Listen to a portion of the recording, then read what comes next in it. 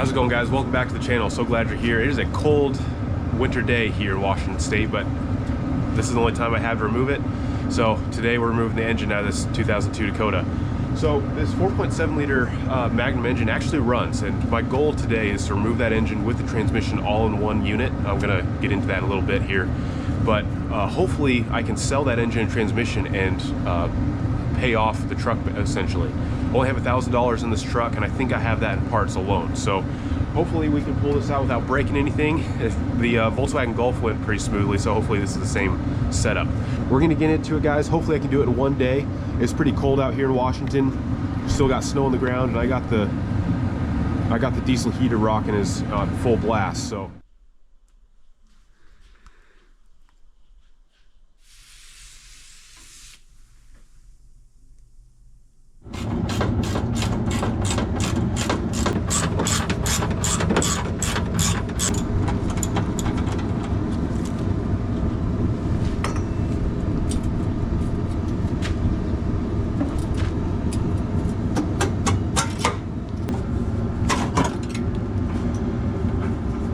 So for now, I'm going to leave these AC lines in place. I don't know if I'm going to be able to reuse them in the future. I don't know if the AC compressor on the ALH is going to interfere with the side of the frame, the engine mount on this side, the differential. There's a lot going on that I still don't know.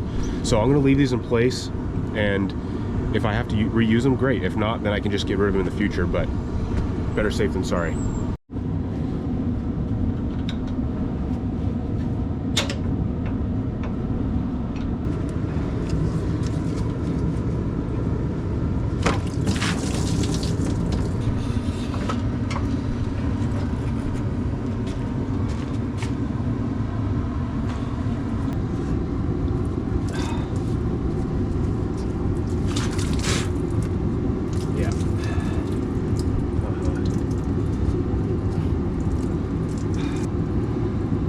What a mess.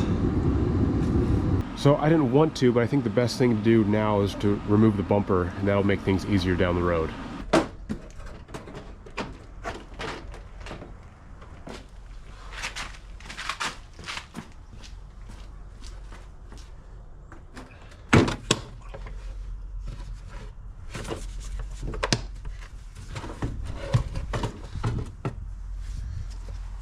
Okay, skipping ahead here, I got a lot of the connectors off the alternator, removed that big intake piece that went right in front of the throttle body there.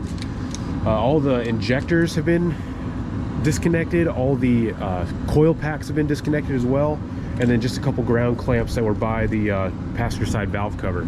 Pretty simple. It's just kind of hard to reach your fingers in there. There's so many hoses going every which way. Okay, so got all 4 bolts out of the drive shaft. I didn't film it because there's just no room to film in here. Those things were on tight. I'm just going to keep moving down the line and start with this transmission cross member. Get the transmission mount unbolted. So all the stuff underneath the truck, the wires that go into the transmission, the reverse light off the transmission, the wires off the transfer case, all that stuff has been removed. I'm just moving on now to the shifter here. I didn't show that on camera just because it's so tight underneath there. It wouldn't have made for good footage anyway. So I'm just going to show you the stuff that I can film, and almost ready to pull this engine out. It's just a couple more steps. Have everything out besides like the transmission cross member, the exhaust, and then just a couple things left like the fuel line, but it's almost ready to come out.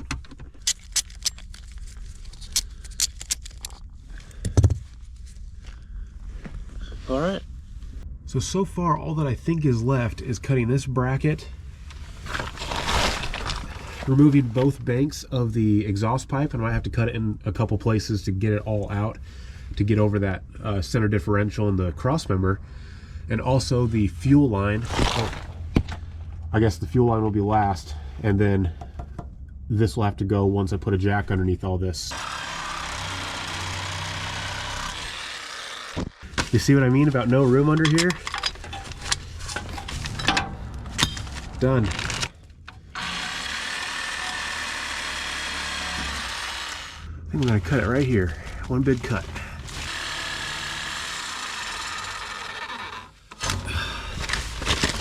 Come on, come on.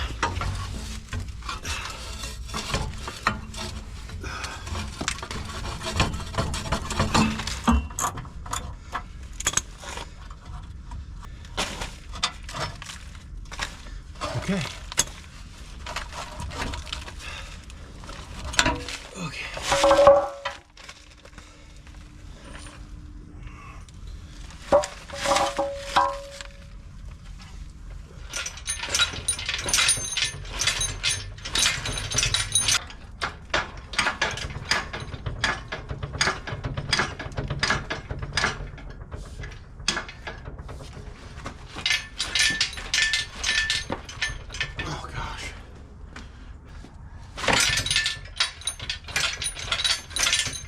So I don't want to keep my hands under here for too long, but you can kind of see just how tight of a fit it is. The engine mount kind of rests on that bolt, and then there's a 15mm nut that sits on that post. So you have to get over that before you can even start pulling on it. And you have to lower the transmission, pull it forward a millimeter, raise it back up, pull on it, yank on it, just move it every which way.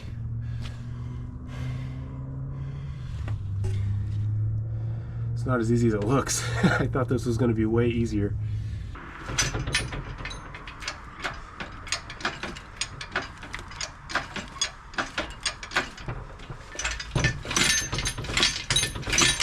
There we go.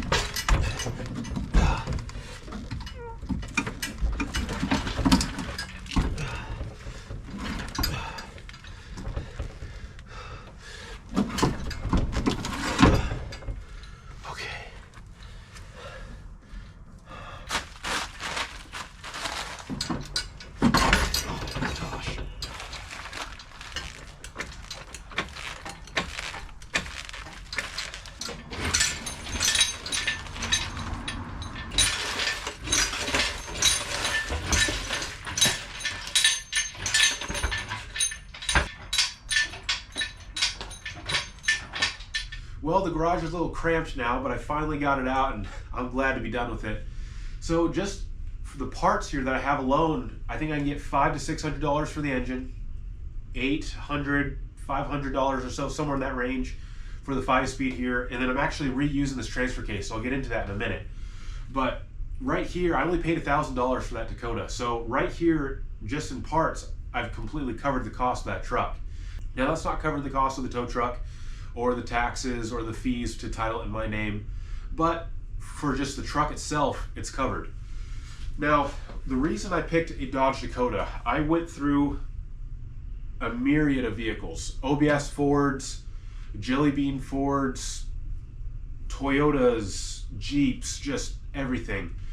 The reason I stuck on the Dodge Dakota was it had a crew cab, so I could fit more than just 2 people, enough room for my 110-pound Labrador. But also this transfer case right here.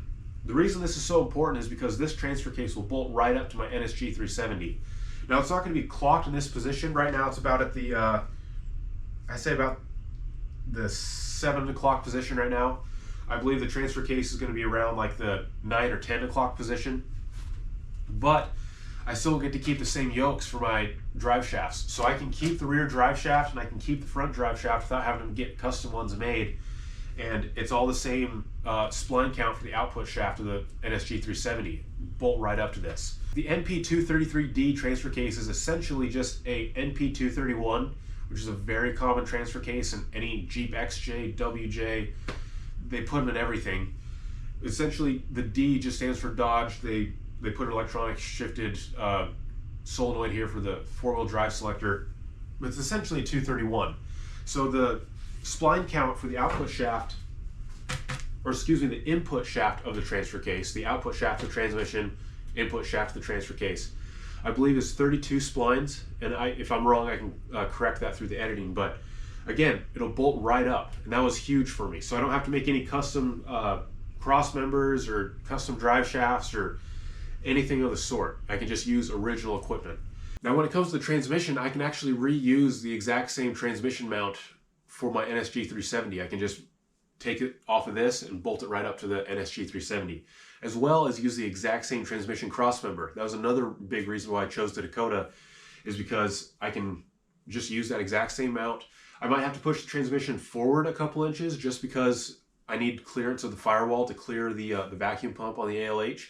But all things considered, if you're not going to reuse the existing factory transmission, it's about as good as you can get. Reusing the exact same transmission crossmember and transfer cases with the drive shafts, front and rear, that's pretty good. I want to thank you so much, guys, for watching to the end of the video. It really does mean a lot. I'm really glad to have this powertrain out because now we can actually start building the truck. I've been tearing apart stuff and cleaning things and selling parts and trying to make my money back on this and that. It's been months, and so finally having a blank canvas of a truck to start building on, it's been pretty rewarding so far for this entire project. So in next week's video, I'm going to kind of go over the engine bay and kind of see how I need to fabricate engine mounts. When I pulled this engine out, I saw how the engine mounts are actually integral to the mounts of the axle, and that might make things a little bit harder when it comes to making the AC compressor fit, engine mounts, and stuff like that. So I'll go over that in the next video, guys. Thanks so much for watching. Hope to see you in the next one. Take care. Okay. All right, I'm about to find out how heavy these things are.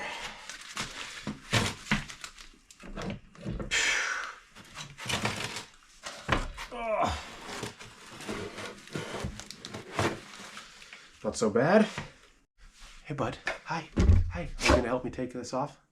Thank you for sneezing in my face. Thank you. Hi. I'll tell you what, buddy, I'll show you how to hold a wrench and you can help me take this off.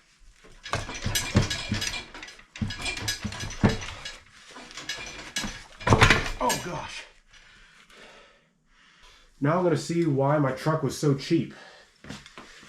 I got it for $1,000 because it wouldn't go anywhere, no matter if you had the vehicle in gear, the clutch depressed, nothing was going. So I either had a bad slave cylinder or a bad clutch. And I'm really hoping it's a bad clutch, because if it's a slave cylinder, it's going to cost me around $200 or so. So let's see. I can already tell some carnage in here just from looking at it. Okay. So that could probably be why my truck didn't go into gear.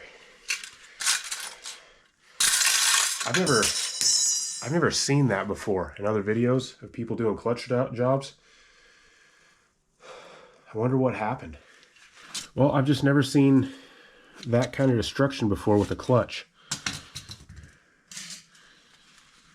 I mean, gosh, look at that. Something must, I don't know how you would have done that unless it was overloaded. I mean, the whole thing just grenaded. No wonder it didn't go into gear.